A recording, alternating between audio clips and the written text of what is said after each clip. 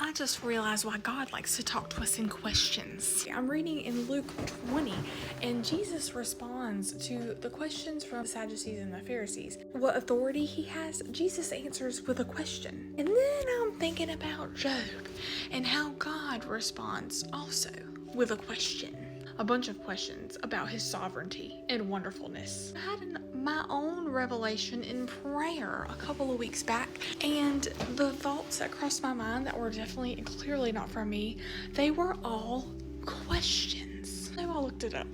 God speaks in questions, not because he lacks information, because duh. Statements transfer data. Okay, you can say something and it gets to another person, but when you ask them a question and they have to think about it, I'm about to blow your mind. It awakens the person you're speaking with. It has their brain thinking a little bit more. Now let's take it to neuroscience. Brain waves are about a state, not an intelligence. Beta waves are task-focused, defensive, evaluative, useful for roles. Alpha waves are relaxed, alertness, openness, learning, where insight and reflection happens.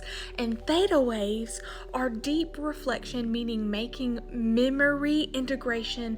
It is common in prayer, meditation, and creativity. Do you know what waves we tap into when we are answering a question? Alpha waves and theta waves. Statement keeps our mind in beta waves, and questions invite us into alpha and theta. That distinction matters. A statement says, this is the answer. A question says, something is unfinished. So neurologically, your brain has to pause, search, integrate memory, emotion, and reasoning. The shift lowers defensive beta activity, and it crosses us over into the alpha theta, most associated with learning and insight. Our Creator knows our brain, and He knows how to communicate with us. Think about questions in the Bible. Genesis 3, where are you? He knew where they were. Question invited self-location for Adam and Eve.